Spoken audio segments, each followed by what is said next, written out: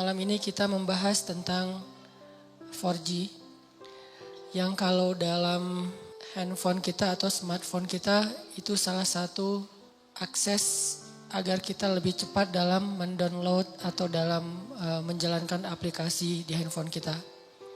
Apalagi kita yang sering buka YouTube atau punya beberapa aplikasi-aplikasi yang memang butuh daya akses internet yang tinggi, itu dijadikan sebagai analogi tentang gimana cara kita membangun hubungan dengan Allah Subhanahu wa taala supaya ketika kita berdoa itu cepat diijabah oleh Allah. Supaya ketika kita ada masalah cepat dapat pertolongan dari Allah. Supaya ketika kita dalam kesulitan Allah segera menurunkan keajaiban dan jalan keluar. Dianalogikan dengan 4G. Dalam bahasa lain tuh bisa dibilang ini adalah wasilah. Gimana cara membangun wasilah antara kita kepada Allah Subhanahu wa taala sehingga aksesnya cepat. Sehingga loadingnya cepat. Makin berat masalah kita bukan semakin lambat loadingnya, harusnya semakin cepat. Karena ketika masalah kita berat kan kita butuh pertolongan lebih segera ya. Gak bisa ditunda. Nah gimana cara membangun wasilah atau akses itu kepada Allah Subhanahu wa taala bahkan lebih daripada 4G. Sebelum itu saya pengen nyampein beberapa contoh kisah orang yang punya 4G ke Allah, yang punya wasilah yang bagus kepada Allah Subhanahu wa taala sehingga ketika mereka butuh Allah, Allah segera menurunkan pertolongan dan keajaiban dalam hidup mereka. Salah satunya adalah cerita Ibrahim bin Adham. Kita tahu Ibrahim bin Adham ini salah satu tokoh tasawuf yang dikenal di antara para ulama bukan dengan keilmuannya, bukan dengan hafalan hadis-hadisnya, bukan dengan fikihnya, tapi dengan kedekatannya kepada Allah dan diijabahnya doa dia. Ini Ibrahim bin Adham.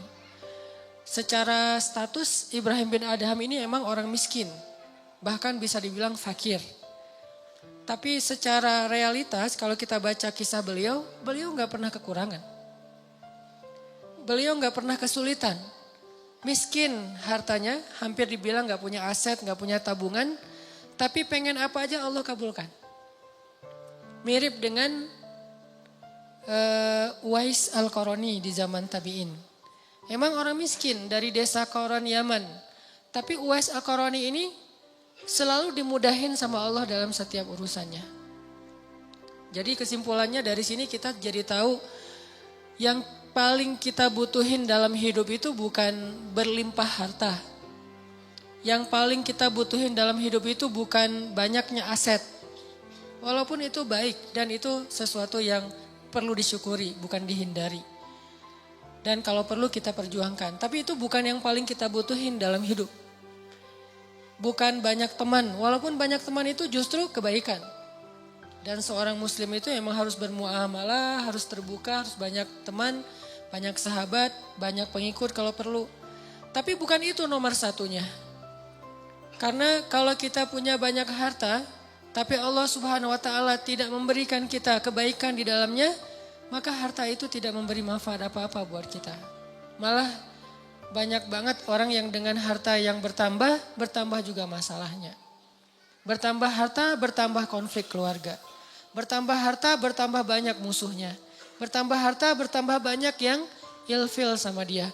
Yang lebih parah lagi bertambah harta, bertambah jauh dia dari Allah Subhanahu wa taala. Jadi ada dua kondisi nih. Ada orang yang minta harta karena dia salah paham, dia pikir kalau banyak harta itu hidupnya jadi mudah. Tapi biasanya kalau dia nggak hati-hati dengan bertambah harta dia bertambah jauh dari Allah. Karena mulai lalai. Kalau tadi ketika hartanya sedikit dia nggak bisa lalai, kenapa? Nggak ada fasilitas, nggak ada modal, mau lalai gimana? Mau jalan nggak punya modal, akhirnya di rumah aja.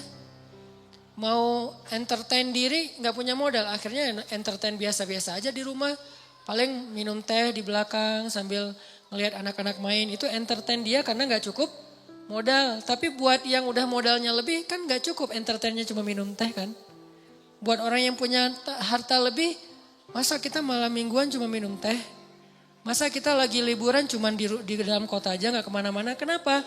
Karena dia ngerasa bisa ngelakuin yang lebih dari itu.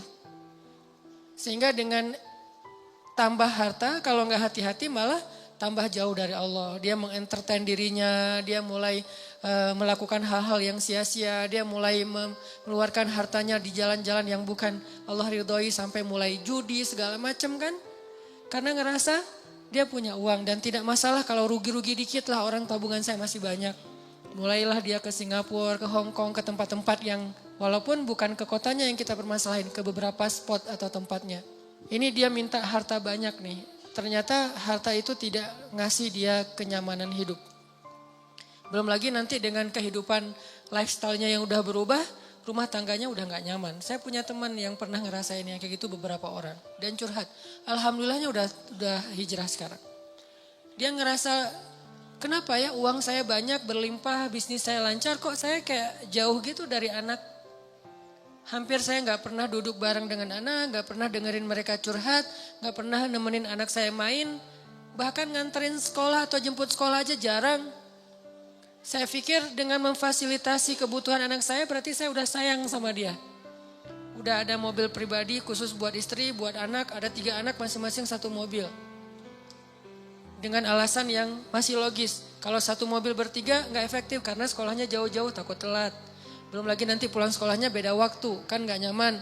Akhirnya dikasihlah 3 mobil dan itu logis sebetulnya. Dengan 3 driver, bayar sekolah yang paling mahal. Kemudian di rumah masing-masing kamar tuh ada entertainnya dengan layar besar, layar datar gede dan segala macam, ada game segala macam. Pokoknya kehidupannya tuh udah sangat terfasilitasi, tapi kok gak happy.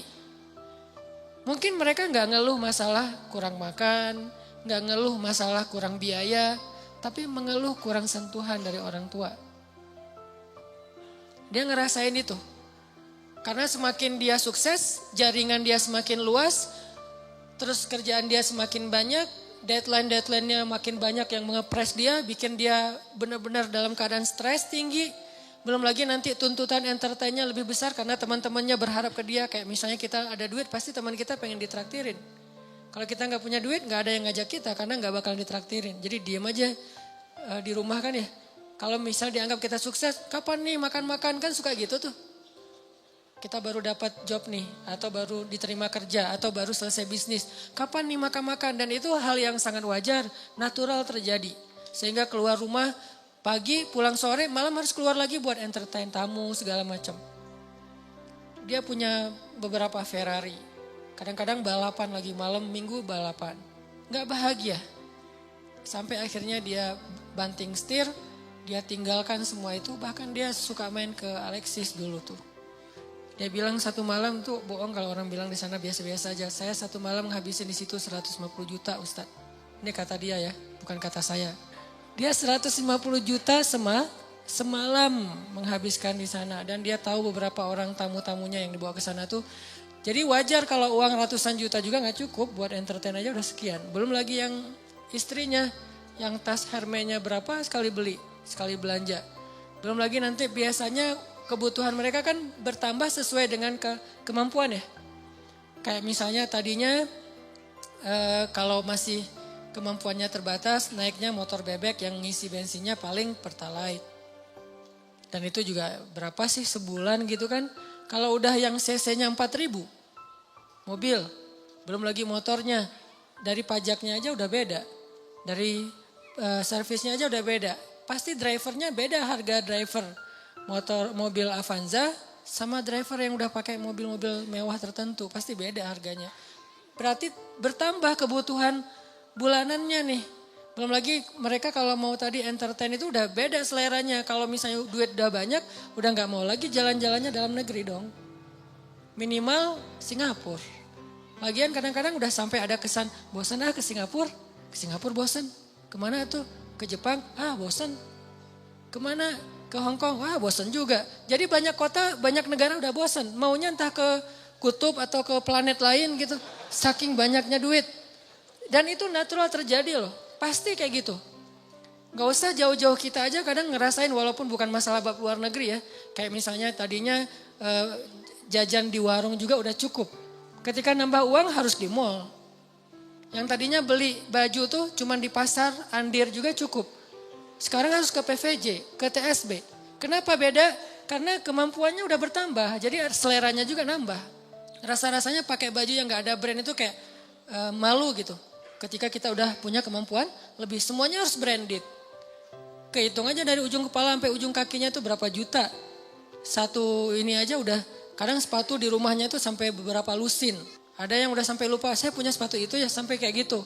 Artinya ini kalau Allah kasih harta doang, bukan harta doang ya. Karena kalau harta masih ada kalimat berkah, baik. Jadi jangan menjudge orang kaya, bukan. Kalau cuman harta doang, ini kondisinya kayak gitu. Satu lagi kondisinya, gak dikasih harta, tapi Allah kasih sayang Allah.